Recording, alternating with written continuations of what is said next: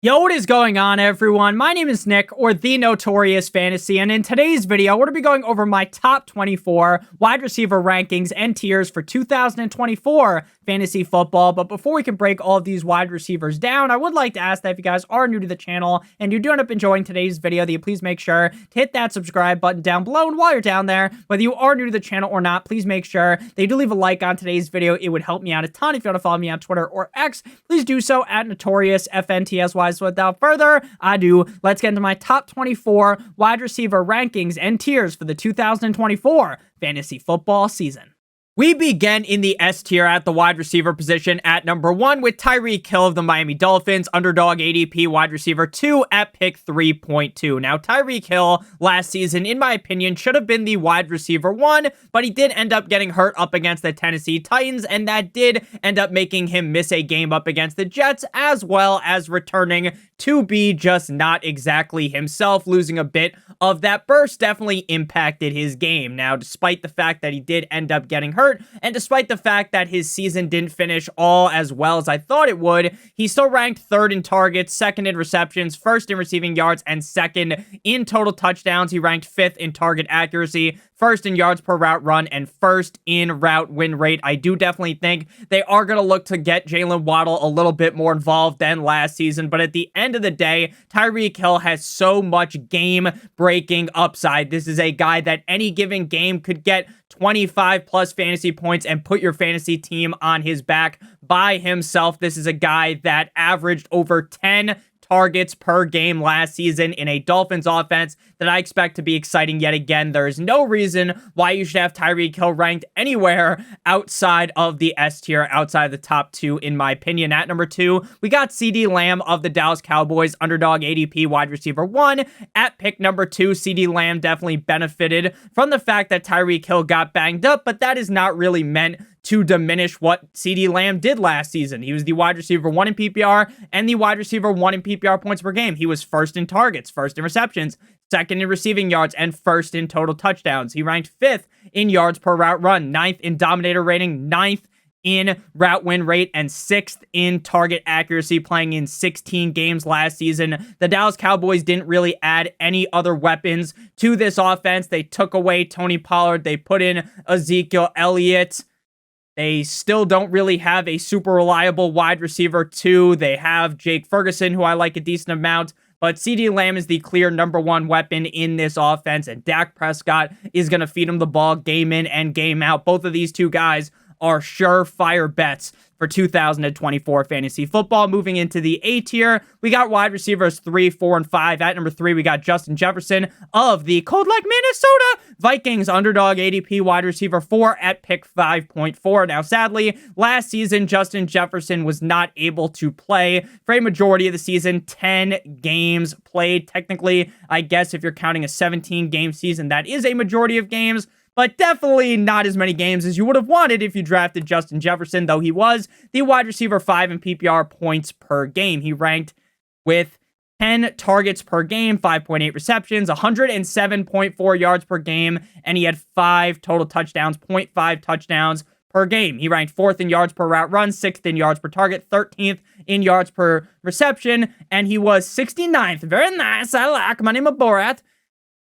Target accuracy, 69th at wide receiver, which obviously isn't the best. But what that will tell you is that even though Kirk Thuggins, Kirk Go Chains, and the quarterback situation in Minnesota wasn't amazing in terms of accuracy for Justin Jefferson, this guy was dicking defenses down left and right. Now, it does appear that the team is pushing towards mono man Sam Darnold being the starting quarterback of the Minnesota Vikings for at least the first couple of games this season.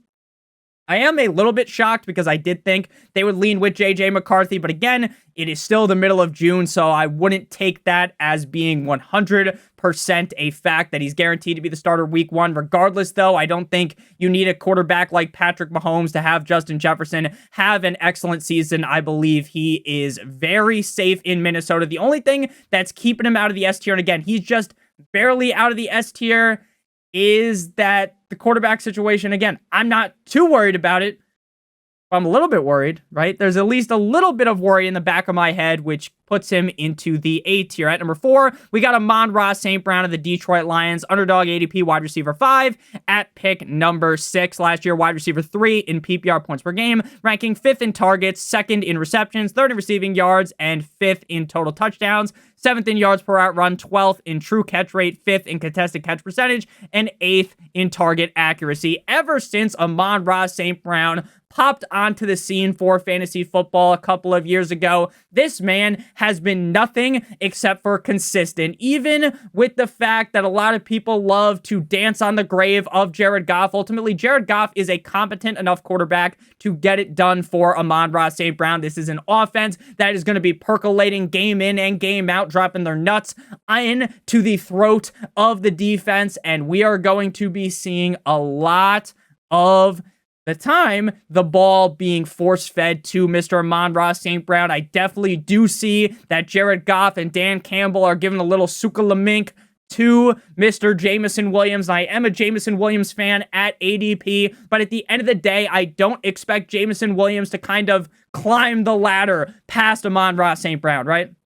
I don't see Jameson Williams dethroning Amon-Ra St. Brown. This guy got a fat paycheck, a fat contract recently, and I believe he is worth every penny of that contract. At number 5 to close out the A tier, we got Jamar with 2 R's Chase of the Cincinnati Bengals, underdog ADP wide receiver 3 at pick 4.1, wide receiver 11 last year in PPR, wide receiver 12 in PPR points per game. Now, the Cincinnati Bengals season last year was a fucking roller coaster ride. They come out the gate, Joe Shiesty's banged up, and things don't go too well, right? The Cincinnati Bengals are not able to keep their head above water. They're not able to tread water. They're fucking drowning. And then magically Joe Burrow starts getting better, more healthy. And then the Bengals they're rising up, right? It's like, oh my gosh, the Bengals are back. The Bengals this, the Bengals that, Super Bowl contenders, this, that, and the other thing. And then their season gets hit with a 619 Rey Mysterio when Joe Burrow gets hurt. And that ultimately puts the nail in the coffin on the season. Now, despite a up and down season, Jamar Chase was still solid. 11th in targets, 11th in receptions, 12th in receiving yards, 18th in total touchdowns. He ranked 9th in target separation and 16th in yards per team pass attempt. What Jamar Chase did last season wasn't fantastic, right? I'm not going to get down on my knees and give him the Gawk Gawk 9,000 special and tell you that, oh my gosh, last season was so amazing, this, that, and the other thing, right? The season as a whole did not go as planned for the Cincinnati Bengals. But to sit here and pretend like Jamar Chase isn't much better than the numbers he put up last season. Now, T. Higgins did put his John Hancock onto the franchise tag, so he will be back with the team. I think that while to some people, oh, that is going to hurt Jamar Chase, I think it helps him, honestly, because now there's another threat out there that is as talented as T. Higgins. Jamar Chase, to me, one of the best wide receivers in the NFL, and definitely going to be top 5 in my rankings all summer long. Moving now to the B tier, at number 6, we got Puka Nacua of the LA Rams, underdog ADP wide receiver 6 at pick 9.6. Now, I'm seeing a lot of people point the finger at Puka Nacua and say, this guy's going to be a bust. You're drafting him as the wide receiver 6, Nick. Isn't that a little bit crazy? And I get it, right? His ADP is a little bit inflated. And the reason why it is inflated like Tom Brady's balls is because of the fact that people are drafting wide receivers at a fast and furious rate. Shout out to Vin Diesel, right? They are drafting wide receivers much more often earlier in fantasy drafts. Even with the season that Puka Nacua put up 2-3 years ago, Nacua is a locked and loaded second rounder, whereas an underdog, he's a top 10 pick. Now, I think in a lot of your guys' home leagues where the running backs are more prevalent, he will be a second round pick, but that's just kind of my opinion on things.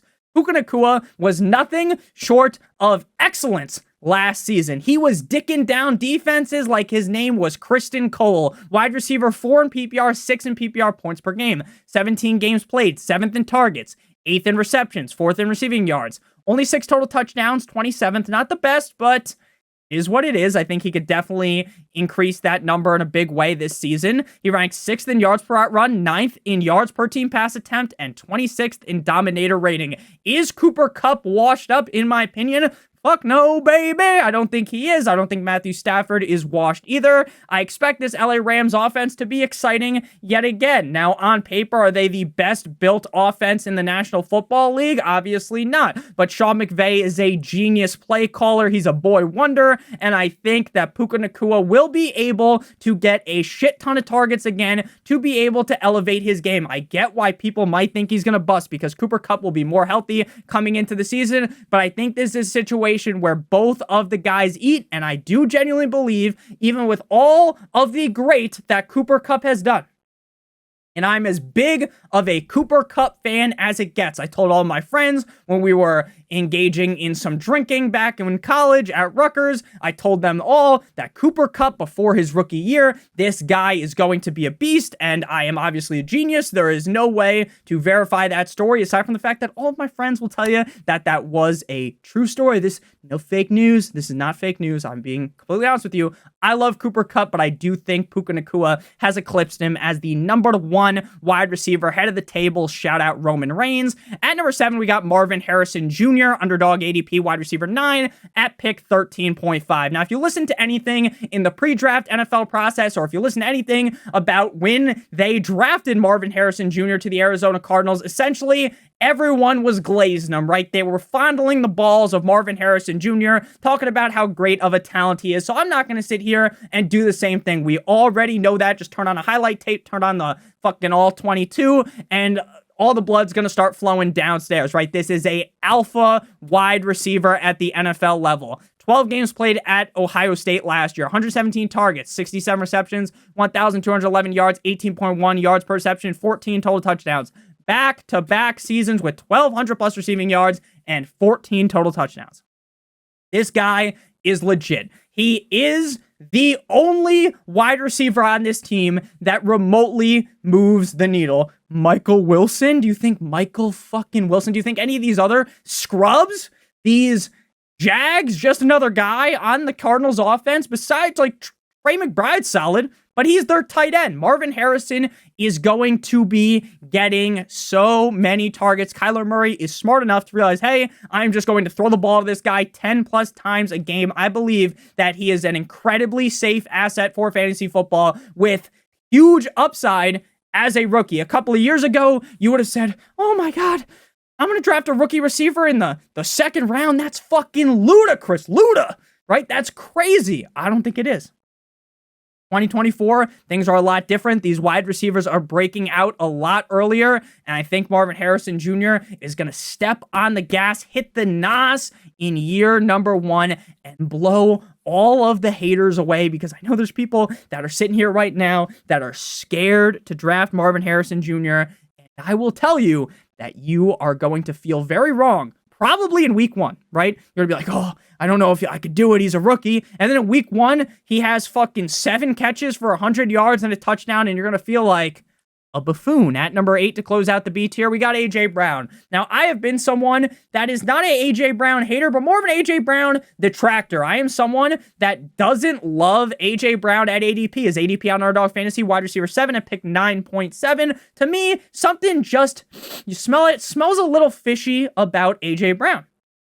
Now, it has nothing to do with A.J. Brown's skill set, but he is on one of the most run-heavy offenses in the NFL that just brought in Saquon Barkley. He was the wide receiver 5 in PPR last season, 8 in PPR points per game. Coming off the board on Underdog Fantasy is the wide receiver 7 at pick 9.7. Now, if you're new to Underdog Fantasy, you can claim your special pick plus up to $250 if you are a first-time depositor using promo code Notorious or by clicking on the link in the video description. Again, claim your special pick plus up to $250 if you're a first-time depositor using code Notorious. Get in your fantasy football drafts right now. Practice for the real thing. Coming late August, early September, there will be Underdog Fantasy live drafts live streamed onto this channel as we get deeper and deeper into the summer. So make sure you guys check that out. If you have a gambling problem, make sure you call 1-800-GAMBLER. So A.J. Brown, back to what I was saying. I think A.J. Brown is great. A.J. Brown has a great build. Pause, right? The guy is built like a fucking Greek god. He makes incredible catches. One of the better receivers in the NFL. But, and this is a big but, shout out to Kim Kardashian, there are going to be high highs with him, low lows. He is not very consistent. He's not that condom wrap around your team, like I believe Marvin Harrison Jr. will be. He is a little bit more risky. He's a little bit more volatile. And early on in fantasy football drafts, I don't love being the most volatile person. But when you have as much upside as A.J. Brown, that is why you can talk yourself into pulling the trigger. Again, I'm not shitting on A.J. Brown. He ranked 8th in targets, 7th in receptions, 5th in receiving yards, 18th in total touchdowns with 7, 10th in target accuracy, 9th in yards per out run, 7th in yards per team pass attempt, and 15th in dominator rating.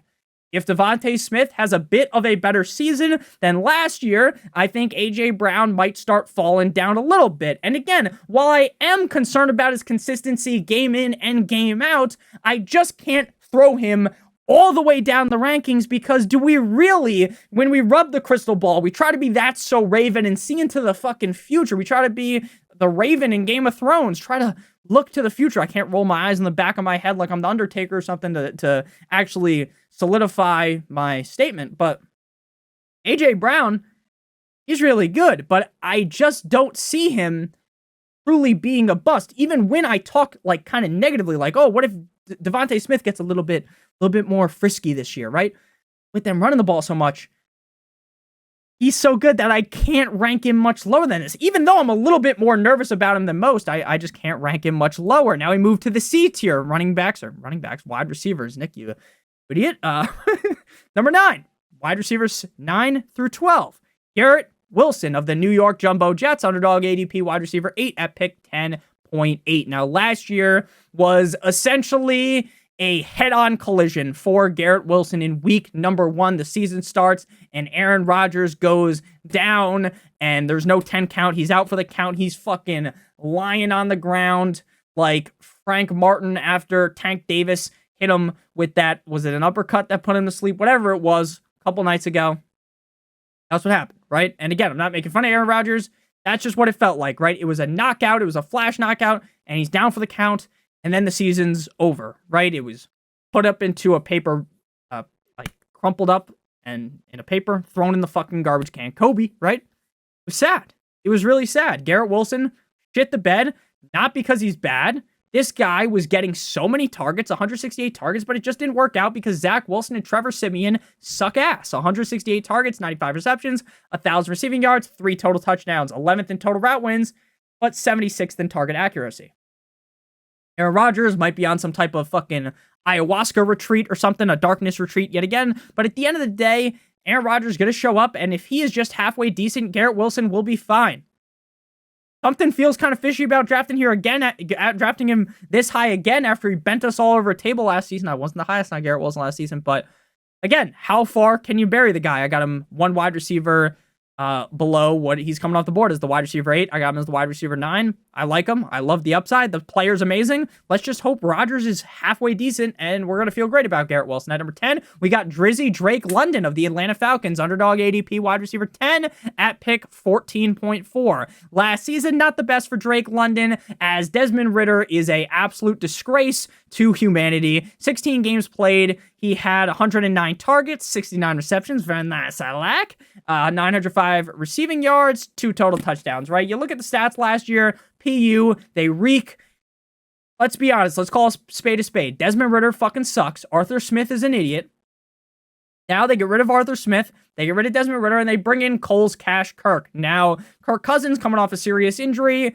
Kirk Cousins is just a middle-of-the-road quarterback. But again, when you go from the bottom of the barrel to the middle of the road, that can pay dividends. I'm not saying that Drake London is as good as Justin Jefferson, but we know that Kirk Cousins has the tendency to lock onto one guy, and the guy that he's going to laser eye onto is going to be Drake London. I project that this is going to be Drake London's best season yet. A lot of people feel it's too high in the second round. When you look at the second round as a whole, this is one of the weirdest second rounds we've had in fantasy football that I can remember. It feels like there's going to be a bunch of landmines in there that you might step on, and you're going to be walking out without a leg. But some of these guys might be the gold mine, the lottery ticket, even though it's a second round pick, right? And I think Drake London has that upside to smash Hulk style in the Atlanta Falcons offense, and I think they're going to utilize him very heavily. At number 11, we got Brandon Ayuk of the 49ers, underdog ADP wide receiver 12 at pick 17.5. Wide receiver 14 in PPR last season, 15 in PPR points per game. In terms of efficiency, Brandon Ayuk is as efficient as it gets. Third in yards per route run, second in yards per target, second in yards per reception, ninth in true catch rate. I understand that they have Deebo Samuel. I fully understand that, but I think that Brandon Ayuk has taken over as the clear number one wide receiver on this team. He is the most consistent wide receiver on this team, and we know that Brock Purdy loves to throw him the ball. The only negative about Brandon Ayuk is that this is an offense that is loaded to the gills. There's going to be games where George Kittle gets all the targets. There's going to be games where Deebo Samuel has a huge game. They also have a running back who is one of the best pass catchers, if not the best pass catching running back in the National Football League in the Madden man, Christian McCaffrey. So they're a loaded offense. Kind of hurts Ayuk in a way, but at the end of the day, he proved to be so consistent last year, and he's so efficient. He's so great at running routes. He's always open that it's pushing me towards liking him, even though there are some negatives, right? Even though there's some warts on the profile. At number 12, this is where I really differentiate from the public, and that is on WikiWiki, DJ Moore. On Underdog, you can get him as the wide receiver 20 at pick 28.3, right? DJ Moore is going significantly later than Brandon Ayuk. Brandon Ayuk is a middle of the second round pick. In a lot of leagues, you might be able to get DJ Moore at the end of the third or even in the fourth round. DJ Moore is the wide receiver 6 in PPR and the wide receiver 9 in PPR points per game. Now, the same argument I just talked about with 49ers receiver Brandon Ayuk, you can make about DJ Moore. They've got Keenan Allen, they've got Rome Odunze. What I will tell you is that I believe that Keenan Allen is getting a little bit older. I don't think he's going to drop off the edge of the earth metaphorically. I don't think he is going to be a complete and utter fucking bust of large magnitude, right? But I also don't think that Keenan Allen is going to smash in Chicago. I think Rome Odunze as a rookie, he might get a little bit more slow rolled into this offense. I like Rome Odunze a lot. But I think the picture I'm going to paint, the Mona Lisa I'm going to paint, is that DJ Moore is the wide receiver 1 on this team. And what I will also tell you is people are like, but Nick, Caleb Williams, he might not be all that good. Didn't you see he paints his nails? Didn't you see that he was crying with his mom back at USC? I saw that. I saw it all. But guess what? Caleb Williams, regardless of how good you think he's going to be, he's better than Tyson fucking Bagent, and he's better than Justin Fields. Justin Fields and Tyson Bagent combined. Right? Combined. Wide receiver 6 in PPR, 9 in PPR points per game. 14th in targets, 12th in receptions, 6th in receiving yards, 10th in total touchdowns, 8th in contested catch percentage, 4th in dominator rating. I get that Keenan Allen still has juice left in the tank. I get that Rome Odunze is this exciting player who I also like. But at the end of the day, I think DJ Moore is going to control this offense as the number 1 wide receiver. I believe that Caleb Williams is going to trust DJ Moore to feed him the 8-9 targets a game. And if that is a case, I expect the Chicago Bears to be better. I expect Caleb Williams to be better than what we saw last season. So why the fuck is he coming off the board as the wide receiver 20? I've read the comments. Nick, I don't trust Caleb Williams. That's literally the only thing that people bring up, that they don't trust Caleb Williams. Start to trust him a little bit. He's better than Tyson Bagent and Justin Fields. Moving now to the D tier, we got wide receivers 13 through 17. At number 13, we got Nico, cousin, let's go bowling, Collins of the Houston Texans. Underdog ADP wide receiver 14 and pick 19.7. Last year was huge for Mr. Nico Collins, wide receiver 7 in PPR points per game, 12 in PPR. Sadly, didn't play the whole season, but was still a guy that was part of the reason why you got to the fantasy football playoffs. 15 games played with 10 starts, and I was the conductor, Bobby Baccarat, of the bandwagon of Nico Collins last year. I was talking him up all summer long, like the Kid Rock song. I was telling you guys about him in fucking May and April, and guess what? It paid off. 109 targets, 80 receptions, 1,297 receiving yards, 8 total touchdowns, 10th in target quality rating, 2nd in yards per route run, 3rd in yards per target, 9th in yards per reception, 10th in yards per team pass attempt, 5th in expected points added, 3rd in fantasy points per target. I get Stephon Diggs is there. I get Tank Dell is there. I think Nico Collins is the number 1 receiver on this team. I think that Nico Collins has the ability to be a top 12 receiver yet again, just like he was last season. I still think, just like Keenan Allen, Diggs has gas left in the tank, right? I don't think Diggs like, despite the fact that he probably royally screwed you last season, right? Because he starts off nice and nice, right? And then it collapses towards the end of last season, right? He starts to be taking naps deep in the season. It's like, dude, why is Josh Allen not giving him the ball? Where is he? This, that, and the other thing. He's invisible, doing the you can't see me John Cena, right? Then, he's on Houston. I think he's going to be fine on Houston, but I think Nico Collins will lead the team targets. I trust CJ Stroud. I trust this offense as a whole to be able to be good. I don't think that CJ Stroud is a one-year wonder. I don't think that Nico Collins is a one-year wonder either. We saw him do it with other quarterbacks. It just was never consistent. The consistency comes with CJ Stroud. Again, the efficiency stats. No, men lie, women lie. Stats don't lie. Efficiency stats don't lie. Guy can play ball. At number 14, we got Davante Adams of the Las Vegas Raiders, wide receiver 13, pick 19. Now, Davante Adams is a guy that I haven't even really thought about drafting that much this offseason. And it's because he, to me, feels like an incredibly safe pick with limited upside. Now, when I say limited upside, you might be thinking, Nick, how does Davante Adams have limited upside? Davante Adams, despite the fact that he's getting older, is still really good. And I would agree with you. Wide receiver 13 off the board, pick 19. The problem with Davante Adams is he is on a team that under Antonio Pierce is going to want to run the block gently down the stream with Zamir White and friends. I understand that Davante Adams is this alpha receiver. Quarterback play of either Aiden O'Connell or Gardner Minshew is a little bit suspect. Again, Davante Adams is very likely to tread water. I would be shocked if Davante Adams wasn't at least, bare minimum, a high-end wide receiver 2.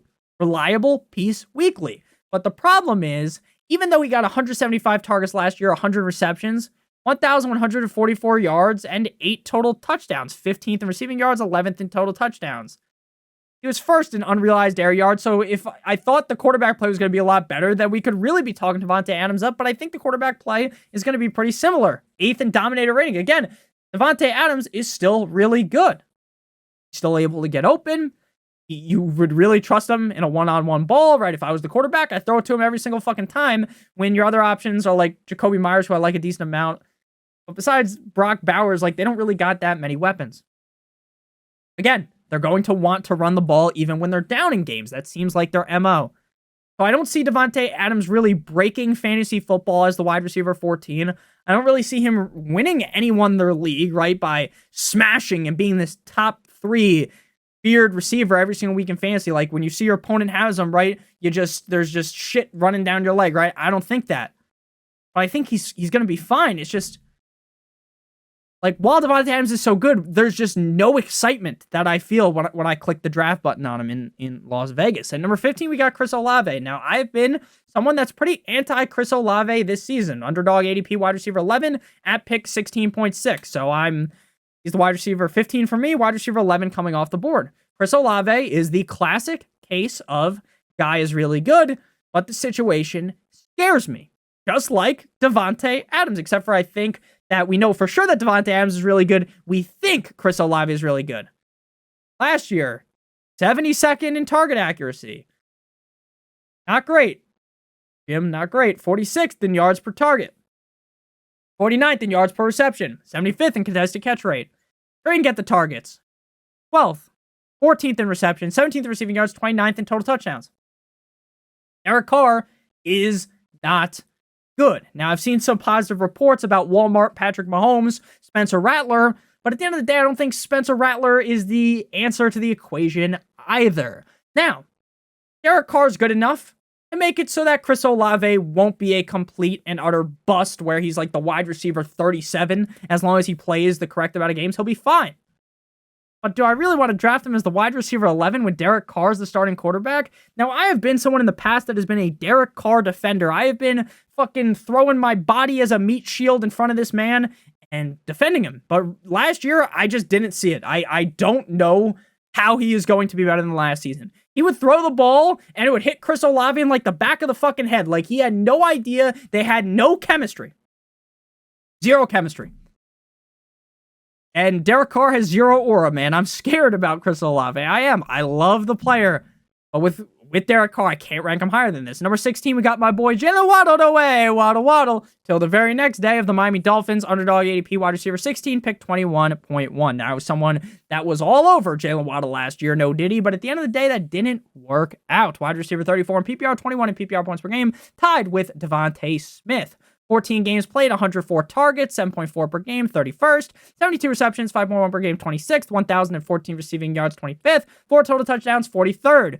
Though he ranked 9th in expected points added, 13th in target separation, 2nd in route win rate, and 14th in fantasy points per route. His prior 2 seasons, he had over 115 targets, 75 plus receptions, over 1,000 receiving yards, and 6 plus touchdowns. So what is more likely to happen? Jalen Waddle repeats as a little bit of a not a little bit, a bust, right? Straight up bust last season. Or is it more is it more likely that he gets back to his old ways? He scores 6 plus touchdowns. He gets those 115 plus targets. He has a better season. I think it is more than likely that he bounces back. I still think Tyreek could be on top of the throne, sitting atop the Iron Throne. Shout out to Viserys. I really do. I think that he could be on top of the ladder, top of the table, head of the table, while Jalen Waddle, playing second fiddle, is still really good. I believe in Tua. I believe in Mike McDaniel. I believe that things will be better. Nick, you're a Dolphins fan. Well, we'll always say this. I never talked up Dolphins players. You can go back and watch.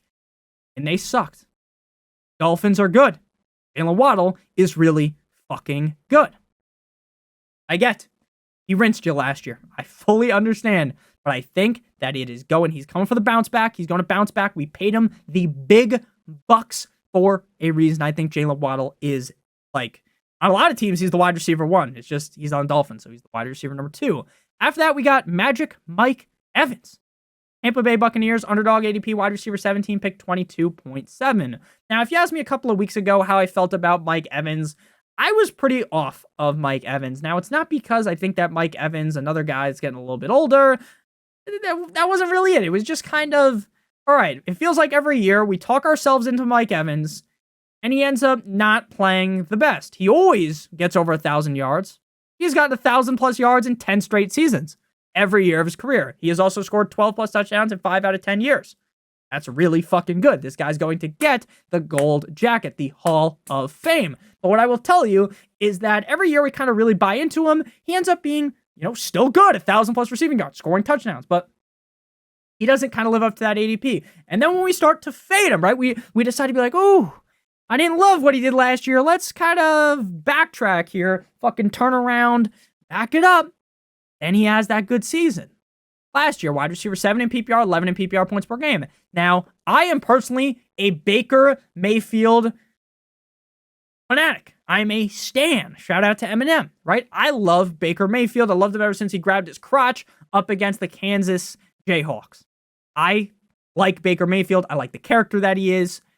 Am I going to sit here and say he's one of the best quarterbacks in the NFL? No. But he's going to have games where he looks like one of the best quarterbacks in the National Football League. So I think that Baker is like the Bucs franchise guaranteed. No, but I think he's good enough to be, right? And I think that while I think Godwin might have a bit of a resurgence, Evans is so safe. He's so safe, and he's the wide receiver 17 off the board. Another guy where it's like you would be genuinely perplexed if he finished outside the top 24. You just would be. 135 targets last year. 79 receptions, 1,225 receiving yards, and 13 touchdowns, second at wide receiver. Again, he's not just a touchdown merchant. He gets open. 13th in fantasy points per route, 15th in fantasy points per target, 13th in yards per out run, 25th in yards per target, 12th in yards per reception, 12th in yards per team pass attempt, and he has those huge splash plays. He has those plays where, holy shit, that's a 60-yard bomb he took to the cribbo with a touchdown. That's the crib, obviously. So touchdown, 60 yards, huge point total in one game. He looked better with Baker than he did with Tom Brady in Tom Brady's last season. I'm not trying to devalue Tom Brady, the GOAT, but I do really think that Mike Evans will be fine here. Wide receiver 17, I got him right at his ADP. Feels fine, right? He feels like a pretty nice, safe, fucking soft pick, right? Like rubbing yourself, pause, like wrapping yourself in a nice warm blanket. At number 18 in the E tier, we got Deebo. Now, I'm also anti-Deebo, but I will tell you is he's another guy where it's like, how far down can you throw him? How low can you go? Wide receiver 16 on Underdog, 21.3 pick on Underdog. Wide receiver 15 last year, 13 in PPR points per game. This guy, very boomer bust. He's in, he's out, he's hot, he's cold. Week 3 was one of his biggest games, and that was without Brandon Ayuk. The clearest reason as to why his points per game number has dipped since his amazing 2021 coming out party is the carries. 59 carries for 365 yards and 8 touchdowns in 2021. Then in 2022, it dips down because McCaffrey's there. 42 carries, 232 yards, 3 touchdowns. Last year, 37 carries for 225 yards and 5 touchdowns. It's cool that he gets the rushes. It's cool, right? But that upside is limited by Christian McCaffrey. Deebo Samuel is not a guy that's going to be getting 125, 140 targets, right? He's not with Brandon Ayuk. He'll be fine. He'll score a lot of touchdowns, 12 total touchdowns last year. He had 892 receiving yards, 89 targets, 60 receptions. He's going to be fine. He's going to be very boomer bust. And in the second round, that feels a little bit gross to me. Now, if Deebo falls to me in the middle of the third, in the fourth round, sure. Sure. If he's my wide receiver 2, sure. Maybe even the wide receiver 3 if you drafted 3 receivers early, right? Where he's coming off the board right now, late round 2, just not for me. Just not for me personally. Again, I still think the guy's great. I still think he's amazing. In all honesty, I think he's very talented. It's just that Christian McCaffrey and the fact that they have Ayuk and Kittle, it all just is kind of a recipe of disaster for Deebo Samuel. Now moving into the F tier, number 19, we got Malik Nabers. Now there are going to be people right now, you've watched for 35 plus minutes, you are just fucking ecstatic, you're loving the video, you hit that like button, you hit that subscribe button if you're new, and you just clicked off the video because you're like, Nick, there's no way I'm drafting Daniel Jones as wide receiver 1 as the wide receiver 19. He's the wide receiver 18 off the board on Underdog Fantasy, wide receiver 25.9, or pick 25.9, so early third round pick. On Underdog. He's not going to be going that high in your redraft league. I'll tell you that much. I'll tell you what. Pick 6 in 2024 NFL Draft. 13 games with Jaden Daniels at LSU. 89 receptions, 130 targets, 1,569 yards, 17.9 yards per reception, 31% target share, 31.9% target share with Brian Thomas. Jaden Daniels, pretty solid offense in LSU, the Heisman, and scored 14 receiving touchdowns. Really good. In terms of workout metric, 93rd percentile 40-yard dash with a 4.4. He's fast as fuck. 85th speed score, 98th burst score, 81st catch radius. Other receivers around him, Wan'Dale Robinson, Jalen Hyatt, Darius Slayton. Do any of those names concern you? The answer is no. Malik Nabers going to be the number 1 target here. People are going to say, Nick, I'm not drafting Daniel Jones as wide receiver 1, and I get it. I don't like Daniel Jones either. But I like Malik Nabers. I think that if Marvin Harrison Jr., Maserati Marv, isn't in this draft class, we are talking about Malik Nabers as that pick to the Arizona Cardinals. We're talking about Malik Nabers as the number 1 receiver in this class. But we're not. Because they have Maserati Marv. They have Marvin fucking Harrison Jr., okay? So Malik Nabers, if he was on a different team, we'd be talking about him probably even higher. Now, I think first couple games of the season, you're going to be probably a little bit disappointed. I genuinely think so, but I think as the season goes along, this is going to be a guy that has those top 5 games in him. I trust Daniel Jones decent amount. Like, I don't think he's going to be as bad as last season. I think DeBoll and friends are going to kind of fix things a little bit. I just trust the talent in Malik Nabers. You want to draft Cooper Kupp out of him? My wide receiver 20, go right ahead. Go right ahead. Probably a lot safer. I'll tell you that much. At number 20, we got Cooper Kupp of the LA Rams. Our dog ADP wide receiver 23 at pick 31.2. Another scenario where, like Mike Evans, I kind of didn't like him. I was kind of indifferent. But with Cooper Kupp, I was like, why the fuck are we drafting this cracker this early, right? I was like, what the fuck are we doing, man? And people are going to be like, Nick, why'd you call him that? It's a joke, okay? Joke. So why are we drafting Cooper Kupp at pick 20? What are we doing? Cooper Kupp didn't look great last year. Wide receiver 40 in PPR, 24 in PPR points per game. I drafted him early. He fucking sucked. Puka Nacua this, Puka Nacua that, and I love Puka Nacua. What I will tell you is I don't think Cooper Kupp is over the edge, right? I don't think he's, leaning off the mountain fucking Simba style in The Lion King, right? I don't think he's going to fall into that crater. I really don't. He's not going to fall into the Sarlacc pit.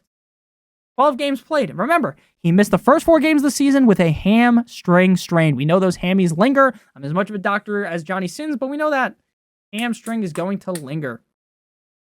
It did. He wasn't the same guy necessarily last season. Still was averaging 7.9 targets per game, 4.9 receptions per game, 61.4 receiving yards per game, and he scored 5 total touchdowns. Ranked 21st in target separation, 19th in route win rate, 13th in true catch rate, and 22nd in fantasy points per route run. Still good. Still got it in him. And he was playing banged up. Now he's fully healthy. Again, I'm not going to sit here and just say, like, oh, Cooper Kupp's going to pass up Puka Nacua, because I don't think he's going to. I think Puka Nacua is the guy. I think Cooper Kupp is the 1B to Puka's 1A. There's going to be good games where Cooper Kupp's kind of sitting in the cuck chair, kind of back in the shadow, chilling out. Puka has the big game. But Cooper Kupp is still really good. Again, I understand, like, he kind of screwed you last year. But it's because he was hurt, right? So, kind of just have to put that in the past and just realize that he towards the end of the season, he was looking a lot better. Again, I still think Puka is the guy, but I don't think we should be fully discrediting Cooper Kupp. At number 21, we got Davante Smith, another guy that I'm just kind of off of. Underdog ADP, wide receiver 19, pick 26.5. We talked about with A.J. Brown how I think that Davante Smith could get a little bit more involved, and I definitely think that is plausible. But what I will also say is Davante Smith kind of feels like a low ceiling type of guy, because if A.J. Brown stays healthy and if they run the ball as much as they do we really see Davante Smith eclipsing as a top 12 guy at the end of the season? Now, I think he has the skill set to do it, but I don't think the offense is set up for him to do so. Wide receiver 19 in PPR last year, 21 in PPR points per game, tied with Jalen Waddle. If he finishes as the wide receiver, I'd say 16 through 24, I'm not surprised at all. If he finishes as like the wide receiver 8, I would be very surprised. I really would. Because again, he's going to get his targets, 112 targets, 81 receptions, 1,000 receiving yards, 7 total touchdowns. But he's not very efficient. He was 67th in route win rate, 45th in target separation, 44th in yards per reception, 19th in yards per target. Do I think Davante Smith is a bum? No. I think Davante Smith is very good, but I think when you consider the fact that they brought in Saquon Barkley to run the ball, they have a great offensive line that is able to afford them the opportunity to run the ball. When you're in the red zone, you're either throwing the ball to A.J. Brown, or you're tush pushing, or you're running it with Saquon Barkley. So it kind of leaves Davante Smith with the shit end of the stick, right? It leaves Davante Smith in a scenario where, despite the fact that he's very skilled, he is the odd man out. Again, he's still a top 24 receiver. He's going to be fine. He's going to be fine. You draft him, he's not going to be the reason why you don't win why you lost your league, right? But I don't think he's going to be the reason why you win your league either, right? I don't think he's going to be so bad to where it's like you were just disgusted looking back like, fuck, wide receiver 19, that was terrible, right? When he finishes the wide receiver 19, right? If that's what happens, you're not going to feel that bad. But you're also just not getting a guy that I think could really take you to the championship, take you to Valhalla, to the promised land for fantasy football, win you that championship. At number 22, we got Tank Dell, the man who got shot, and he's still breathing. Shout out to 50 Cent, underdog ADP, wide receiver 26, pick 35.8, wide receiver 39 in PPR, 19 in PPR points per game. I talked about this recently, CJ Stroud went on a podcast with Tank Dell, and they asked him, hey, CJ, create a team. You know, your fantasy team. You could pick anyone. Like, oh, I'll take Laramie Tunsil, gas mask man, my boy. I'll take this tackle, this center. I will take this receiver and this receiver. And you want to know who my wide receiver 3 is going to be?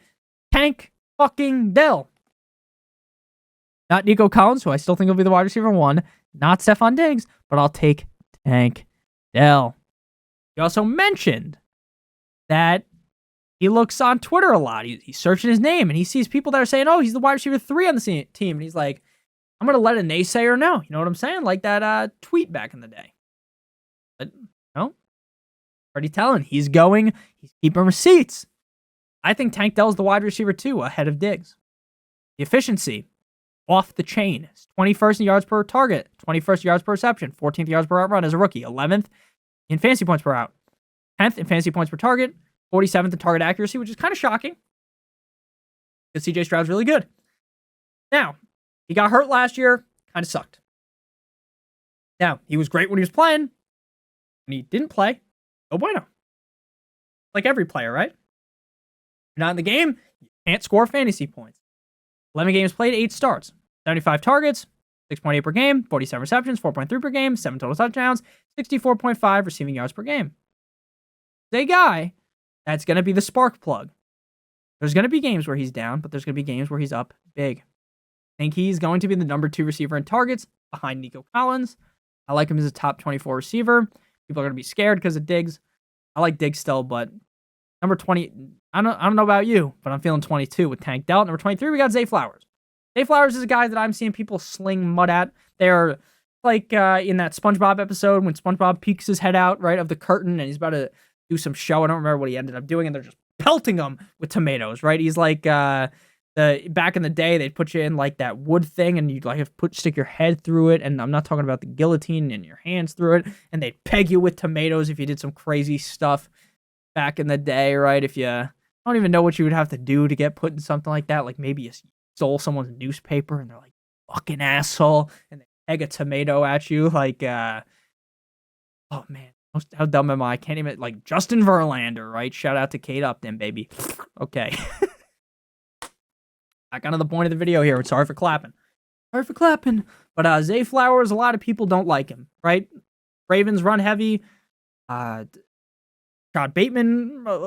We love Rashad Bateman again. I mean, I'm a Rashad Bateman founding father of the Rashad Bateman fan club, but to be honest, Zay Flowers is the guy. Wide receiver 25 off the board, pick 35.3. Ravens going to run the ball. They got Derrick Henry for a reason, but Zay Flowers is the number 1 guy. Zay Flowers, towards the end of last season, started to turn it up to the maximum, like his album just went platinum. 7th in target separation, 6th in route win rate, 18th in snap share. Very impressive as a rookie. Very, very impressive. You look at the end of last season, 22 points against the 49ers, 19.6 points against the Dolphins. He's putting on a show. He is balling out of control against the Chiefs. The playoffs makes that crucial mistake. That's what is left in fantasy players' minds. The last time you saw Zay Flowers in the regular season, he was great. Tony the Tiger. But the last time you saw him in the playoffs, he was playing amazing. He was having that game. It's like, oh, Zay Flowers has arrived. This, that, and the other thing. Everyone on Twitter is blowing their load about this guy. And then has that mess up. And that is what is imprinted into your mind. So use the Men in Black tool. Wipe it from your memory. Zay Flowers. Really good. On a team, sure, going to be more run heavy, but he's the number 1 guy. Maybe a little bit more boom or bust, but I think the consistency will come more in year numero dos. At number 24, we got Michael Pittman Jr., underdog ADP wide receiver 24, pick 32.8. Now, I sat before recording this video, and I don't want to go much more longer. I don't want to go a lot longer because we're already pretty deep in this video, but what I was saying is I was juggling. Michael Pittman, T. Higgins, wide receiver 24. I went with Michael Pittman.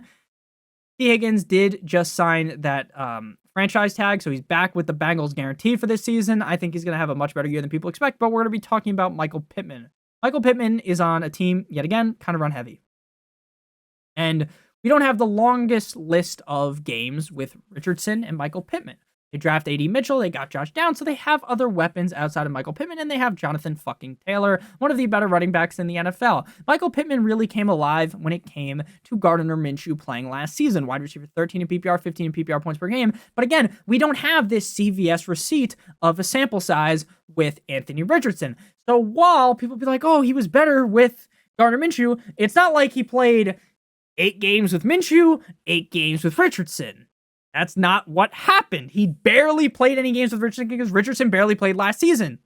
So we can't just sit here and fucking pretend and make up that, even though Michael Pittman was fine with Richardson, he was better with Gardner Minshew, so that means that it's not going to work with Anthony Richardson. The sample size isn't big enough. It's simply not. Wide receiver 13 in PPR, wide receiver 15 in PPR points per game. 16 in games played. 16th in games played. He played 16 games. A little bit late as I'm recording this, 12:30 at night. So if you guys think like, oh, Nick doesn't do enough for us, sacrificed my life for this. Another joke. Today actually started this YouTube channel, I believe, in 2018. When I started taking this seriously, it's 2019, but this channel was created today, June 17th, 2018. I genuinely am appreciative of you guys. I hope you can take some of the stuff that I say, like when I'm joking, like that was clearly a joke. Like I am really appreciative of you guys. I put in the time because I really appreciate all you guys so much. Like I don't want to get like emotional on here, but you guys mean so much to me. Like this is something I look forward to. I get off of work and I get to talk to you guys, and it's like amazing. It's like, it's what really pushes me, and I really appreciate all you guys genuinely. And one day you guys will, like, whenever I can, like, put into words, because I don't know how to put it into words. Like, one day maybe I'll, like, write something down and give, like, a true thing about how much I appreciate you guys. But I say in every video, I do really appreciate you guys. I love you guys so much. But Michael Pittman, we don't need it. Like, we're just fucking waffling now. It's like we're 50 fucking minutes in this video. Like, fucking people are sleeping, right? We're 50 minutes in. But I like to give a real breakdown. I can't really do 10 minutes on 24 players like I just would. But Pittman, like, people are really writing him off because the splits aren't the best with Richardson. I'm not panicking about that. 9th in targets, 4th in receptions, 14th in receiving yards, 4 total touchdowns, 4th in route wins, 8th in route win rate, Wabbits, 8th in route win rate versus man. Only 2 drops, 11th in contested catch rate. I think he's really good. I think he's better than Downs. I think he's better than Mitchell. And I think he's going to make a lot of people very surprised when he's a lot more consistent than people think because of Anthony Richardson. Thank you guys all so much for watching. If you end up enjoying, make sure you guys hit that subscribe button down below while you're down there. Whether you are new to the channel or not, make sure you guys leave a like on today's video. It help me out a ton. If you want to follow me on Twitter or X, please do so at NotoriousFantasy. Again, I love you guys from the deep down the bottom of my heart. Thank you guys so much. We've been seeing a lot more subscribers recently. It means the world to me. You guys all mean the world to me, whether you are someone from day one or you are someone that just started watching today. You mean the world to me. I really appreciate you guys. Hope you have a great one. Check out one of the videos on the screen if you haven't seen them already. Love you guys. Have a great one. As always. Good boy.